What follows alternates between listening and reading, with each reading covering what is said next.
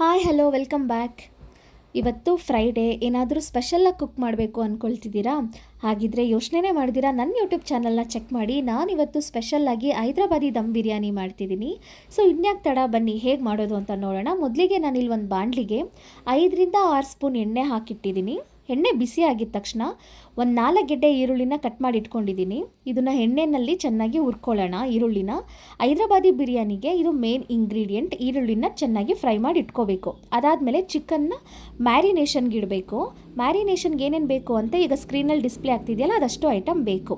ಮೊದಲಿಗೆ ನಾನಿಲ್ಲಿ ಅರ್ಧ kg ಚಿಕನ್ ತೊಗೊಂಡಿದ್ದೀನಿ. ಇದಕ್ಕೆ ಒಂದು 1/2 ಕಪ್ ಮೊಸರು, ಹುರಿದಿಟ್ಕೊಂಡಿರುವಂಥ ಈರುಳ್ಳಿ, 1/2 ಕಪ್ ಪುದೀನ ಸೊಪ್ಪು, ಮತ್ತು 1/2 ಕಪ್ ಕೊತ್ತಂಬರಿ ಸೊಪ್ಪು, ಒಂದು 5 ಹಸಿರು ಮೆಣಸಿನ್ಕಾಯಿ, ಮತ್ತು ಸ್ವಲ್ಪ ಉಪ್ಪು, 2 ಟೇಬಲ್ ಸ್ಪೂನ್ ಶುಂಠಿ ಬೆಳ್ಳುಳ್ಳಿ ಪೇಸ್ಟು, ಧನಿಯಾ ಪೌಡರು 1.5 ಸ್ಪೂನು, ಅಚ್ಕಾರದ ಪುಡಿ 1.5 ಸ್ಪೂನು, ಹಾಗೆ ಬಿರಿಯಾನಿ ಮಸಾಲ 2 ಸ್ಪೂನು ಹಾಕ್ಕೊಂಡು ಮಿಕ್ಸ್ ಮಾಡ್ಕೊಳ್ತಾ ಇದ್ದೀನಿ. ಇದ್ರ ಜೊತೆಗೆ ಈರುಳ್ಳಿನ ಫ್ರೈ ಮಾಡ್ಕೊಂಡಿದ್ವಲ್ಲ, ಅದ್ರದ್ದು ಎಣ್ಣೆ ಇರುತ್ತಲ್ಲ, ಎಣ್ಣೆನೂ ಹಾಕ್ಕೊಂಡು ನೀಟಾಗಿ ಫ್ರೈ ಮಾಡ್ಕೋಬೇಕು. ಇದೇ ಎಣ್ಣೆ ಹಾಕ್ಕೊಳ್ಳೋದ್ರಿಂದ ಇನ್ನೂ ತುಂಬ ಚೆನ್ನಾಗಾಗುತ್ತೆ ರುಚಿ.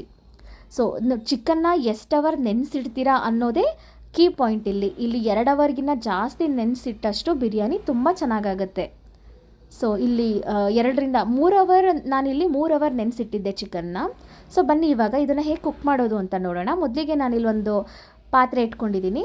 ಇದಕ್ಕೆ ಸ್ವಲ್ಪ ಆಯಿಲು, ಧನಿಯಾ ಪೌಡರು, ಅಚ್ಕಾರದ ಪುಡಿ, ಬಿರಿಯಾನಿ ಮಸಾಲ, ಹಾಗೆ 1 ಚಿಟಿಕೆ ಅರಿಶಿನ ಪುಡಿನ ಹಾಕ್ಕೊಂಡು ಹುರ್ಕೊಳ್ತಾ ಇದ್ದೀನಿ.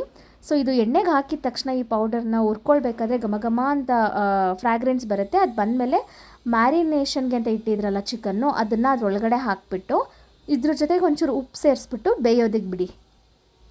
ಸೊ ಇದು ಕುಕ್ ತುಂಬ ಹೊತ್ತು ತೊಗೊಳೋದಿಲ್ಲ ಚಿಕನ್ ಬೇಯೋದಕ್ಕೆ. ಮ್ಯಾಕ್ಸಿಮಮ್ 10 ನಿಮಿಷದಲ್ಲಿ ಚಿಕನ್ ಬೆಂದೋಗ್ಬಿಡುತ್ತೆ.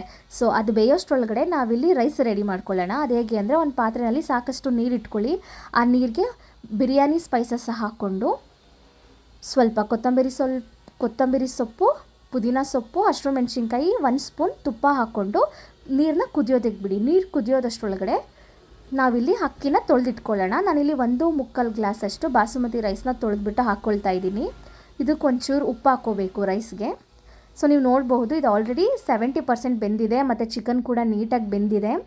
ರೈಸ್ನ ಚಿಕನ್ ಪಾತ್ರೆ ಒಳಗಡೆ ಹಾಕ್ಕೊಳ್ಳೋಕ್ಕೂ ಮುಂಚೆ ದೋಸೆದು ತವಾ ಬರುತ್ತಲ್ಲ, ದೋಸೆ ತವಾ ಅಥವಾ ರೊಟ್ಟಿ ತವಾ ಯಾವುದಾದ್ರೂ ಸ್ಟವ್ ಮೇಲೆ ಅದಿಟ್ಟು ಅದ್ರ ಮೇಲೆ ಕುಕ್ಕರ್ ಇಡಿ ಚಿಕನ್ ಪಾತ್ರೆ.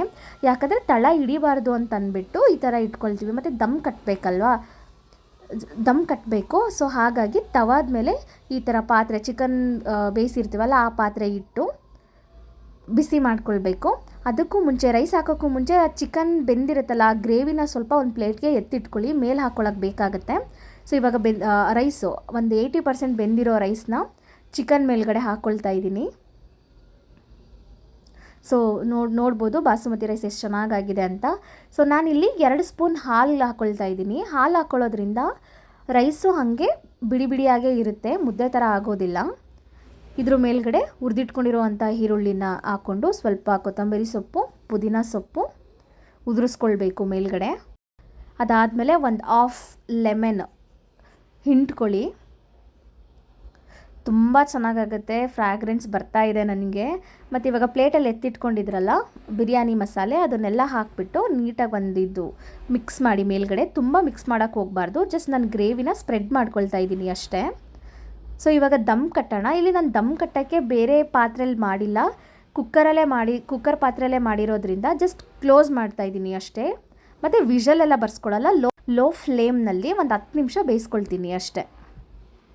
ಸೊ ಓಪನ್ ಮಾಡ್ತಿದ್ದೀನಿ, ನೀವು ನೋಡ್ತಿರ್ಬೋದು ಎಷ್ಟು ಚೆನ್ನಾಗಿದೆ ಅಂತ.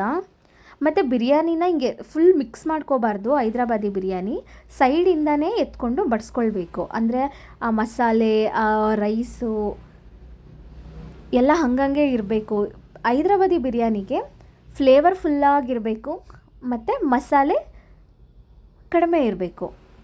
ಸೊ ನೀವು ನೋಡ್ತಿರಬಹುದು ಎಷ್ಟು ಚೆನ್ನಾಗಾಗಿದೆ ಅಂತ. ಸೊ ತುಂಬ ಜಾಸ್ತಿ ಇಂಗ್ರೀಡಿಯೆಂಟ್ಸ್ ಬಳಸಿ ನಾನು ಮಾಡಿಲ್ಲ, ತುಂಬ ಕಡಿಮೆ ಇಂಗ್ರೀಡಿಯೆಂಟ್ಸ್ ಬಳಸಿ ಹೈದ್ರಾಬಾದಿ ಬಿರಿಯಾನಿ ಮಾಡಿದ್ದೀನಿ. ಟೇಸ್ಟು ತುಂಬ ಚೆನ್ನಾಗಿತ್ತು. ನೀವು ನೋಡ್ತಿರಬಹುದು ರೈಸೆಲ್ಲ ಎಷ್ಟು ಉದ್ರಾಗಿ ಬಂದಿದೆ ಅಂತ. ಮತ್ತು ಪೀಸಸ್ಸು ಅಷ್ಟೇ ತುಂಬ ಜ್ಯೂಸಿಯಾಗಿ ಟೇಸ್ಟಿಯಾಗಿತ್ತು. ಮ್ಯಾರಿನೇಷನ್ ಮಾಡಿರ್ತೀವಲ್ಲ ಒಂದು 2 ಅವರ್ಸ್ 3 ಅವರ್ಸು. ಸೊ ಪೀಸಸ್ ತುಂಬ ಚೆನ್ನಾಗಿರುತ್ತೆ, ಎಲ್ಲೂ ಗಟ್ಟಿ ಅನಿಸಲ್ಲ, ಸಾಫ್ಟಾಗಿರುತ್ತೆ. ಸೊ ನೀವು ನೋಡ್ತಿರಬಹುದು ತುಂಬ ಚೆನ್ನಾಗಾಗಿತ್ತು. ಸೊ ಇದೇ ಥರ ನೀವು ಹೈದ್ರಾಬಾದಿ ಚಿಕನ್ನ ಕಡಿಮೆ ಇಂಗ್ರೀಡಿಯೆಂಟ್ಸ್ ಬಳಸಿ ಮಾಡಬಹುದು. ನೀವು ನಿಮ್ಮ ಮನೇಲಿ ಒಂದ್ಸಲ ಟ್ರೈ ಮಾಡಿ.